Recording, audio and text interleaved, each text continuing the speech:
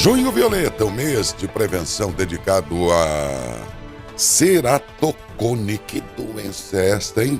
Doutor Norival Pazzetto, oftalmologista, esclarece. Bom dia, doutor Pazzetto, tudo bem? Dércio, bom dia, tudo bem? Bom dia, Adalberto, nosso conterrâneo de São Joaquim da Barra. É um prazer estar aqui com vocês. Poxa vida, muito bem. Conterrâneo se encontrando aqui no estúdio aqui, São Joaquim da Barra. Doutor, o que é ceratocone? Dércio, ceratocone é a perda da estabilidade e da estrutura da córnea. A córnea é a primeira estrutura do olho. Acho que a gente pode comparar assim ao vidro do relógio, sabe? É a primeira estrutura. E a córnea, ela assume uma anatomia de cone, de bico, que ela perde a estabilidade. E ela deforma e a imagem chega muito mal ao fundo do olho, com baixa de visão. Né? Deforma assim, afunilando? Afunilando, ficando formando pontiaguda? Pontiaguda, exatamente, exatamente. Porque ela perde a capacidade ali, a estrutura biomecânica, né? É como seria, assim, grosseiramente, uma madeira que entorta, vamos dizer assim. E na prática, na visão, ocasiona o quê? Muita distorção de imagem, muita baixa de visão, e à noite muita dificuldade, baixa de visão, principalmente. Né? E o ato de piscar, que depende ali daquela anatomia natural, ficando pontiaguda, também essa função fica prejudicada? Não tem muita relação assim com o piscar, né? Mas sim com a entrada da luz no olho, né? Essa gravidade pode chegar a que ponto, por exemplo? A que ponto de ter que trocar a córnea, fazer transplante seria assim um grau máximo de ceratocone. A visão fica insuficiente e você tem que trocar a córnea. Mas feito isso, não chega a uma situação de perda da visão, por exemplo, essa doença? Pode ocorrer perda da visão total, inclusive tem um ceratocone agudo, né? Então, realmente ocorre a perda de visão, incapacidade visual total, vamos dizer assim. Vem da onde essa doença? É existencial ou é, como dizem às vezes, né? É uma questão de sorte ou azar? De onde vem? Existe o aspecto genético. Né? Então, pessoas que têm ceratocone na família, a criança pode desenvolver. É bom que se diga que isso é uma doença da infância, da criança, né? Do jovem. Comete as crianças? Crianças e jovens. Então, existe a predisposição genética, mas o fato de coçar o olho, de esfregar o olho, a alergias tem uma relação direta, sem discussão nenhuma, com o ceratocone. Como é? Aquele ato de esfregar o olho? A criança faz muito isso. A criança que coça muito o olho, esfrega muito o olho, é um potencial para o ceratocone. Por isso, é uma patologia que a gente pode evitar, que pode tratar, e daí a importância dessa campanha nacional. Né? Então, nós estamos engajados também nessa campanha, porque é uma doença muito importante no jovem, né? Principalmente no jovem. No jovem? No jovem. Ou as pessoas de mais idade, ou de até uma idade mais avançada, não... A córnea da Dércio, ela é muito mole e maleável na criança. À medida que nós vamos envelhecendo, ela vai adquirindo uma estrutura mais rígida. Por isso, então, o ceratocone ele tende a estabilizar depois dos 25, 30 anos. Daí para frente, a gente já dá um alívio. Mesmo existindo casos raros de ceratocone piorando depois dos 30 anos. Mas o pico dessa doença, dessa patologia, é crianças e adolescentes. E aí como a política, como é que a medicina, age num caso como esse? O que vocês fazem para tratar? É a prevenção, evitar a coceira, evitar esfregar o olho, tratar dos problemas alérgicos. É uma atitude muito importante na criança. Essa alergia depende muito do clima, por exemplo. A época mais seca acomete mais ou menos? Não tenha dúvida. Tanto é que nós estamos em junho e estamos fazendo essa campanha nessa época. Que a incidência de problema alérgico e a criançada... O olho fica mais seco, o ar está mais seco também, doutor, é isso? É importante também que se diga que o uso excessivo de tela, o olho fica vermelho, o olho fica irritado, o olho fica seco, a criança esfrega mais o olho, coça mais o olho. Então, indiretamente, a gente não pode afirmar isso, mas pode ser um fator desencadeante também, né? Entendi. Não o fato de usar a tela, mas o fato de irritar o olho fica seco.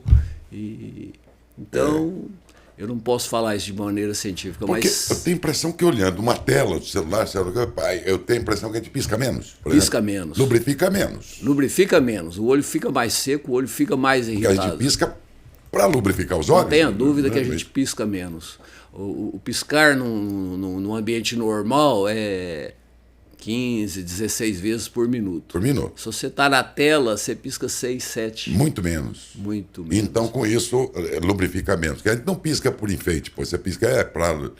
É que a gente faz isso involuntariamente e nem percebe, né? Exatamente. Mas pisca para lubrificar o Para globo. lubrificar o olho, claro, né? o olho, Para a nutrição da córnea do olho depende da lágrima, né? Também. Então, e o jovem hoje fica muito na tela, né? Acho que todos... Tem que ficar na tela, mas não de uma maneira excessiva. Tudo tem que ser com moderação. Né? E dizem que o brasileiro é campeão de uso de celular, né? Parece que sim. 8 horas por dia, em média, cada brasileiro fica, parece né? que sim. Que coisa, hein? E interessante que o ceratocone era mais na adolescência, sabe? Na adolescência, principalmente. Hoje a gente vê casos, rapaz, de 7, 8 anos aparecendo com ceratocone. Então, parece que a mudança de hábitos também é responsável por isso. Criança não toma sol, criança fica lá no quarto, fica no celular. O sol é um fator importante para o enrijecimento da córnea. Em outros tempos, molecada lá em São Joaquim da Barra já ia jogar bola nos campinhos. Toda a cidade era assim, né? Hoje não tem mais campinhos nos bairros. Ah, moleque com o cabelo queimado de sol, nariz queimado. Não tem mais, né? Isso mais. acabava ajudando muito, né? A molecada parece que tinha uma resistência maior. Não tenha dúvida. Se relacionava mais com o meio, né? Ambiente... Agora, que o ceratocone está aumentando, não tenha dúvida. Agora, é multifatoriais, né, no caso. Né? Mudança de hábitos, mais computador, menos sol. A alimentação tem alguma coisa a ver com isso?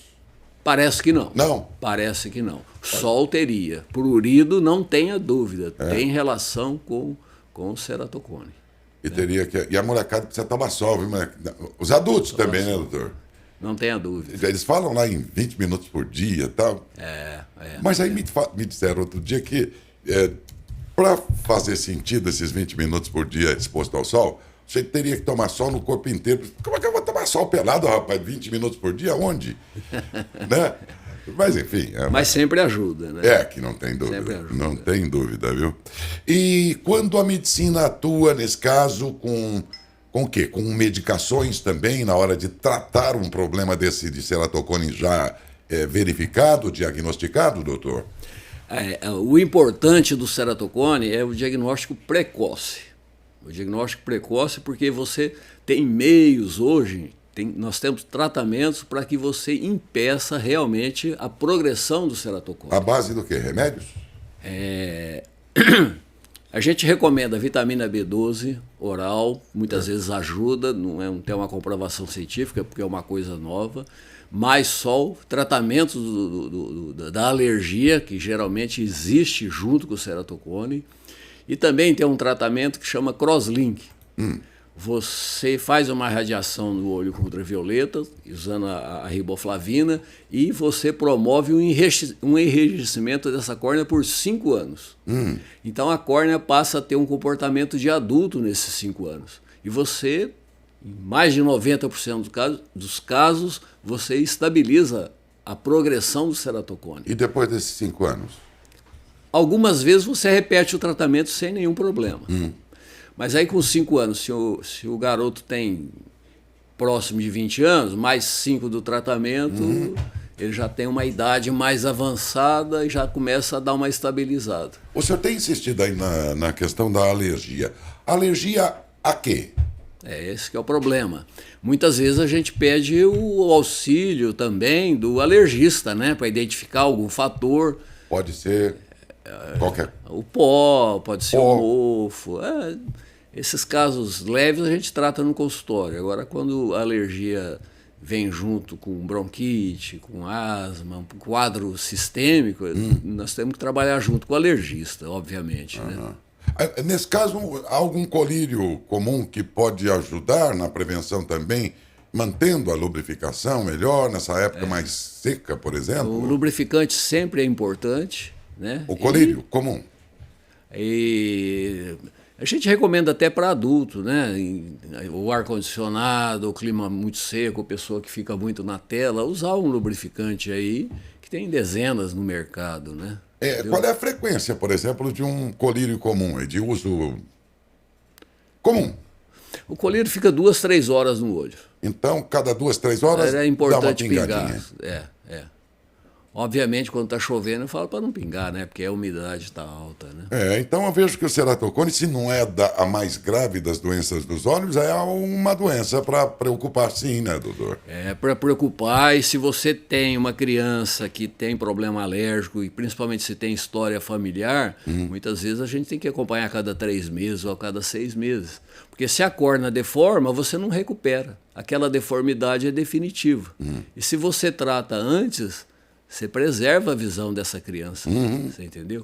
Doutor, nesses procedimentos que a gente vai, como é que eu digo aqui, corriqueiros, vamos dizer assim. Sim. O jeito que faz lá, uma vez por ano, vai no seu oftalmologista, Sim, só para ver como é que está, ele não está sentindo nada, está tudo bem.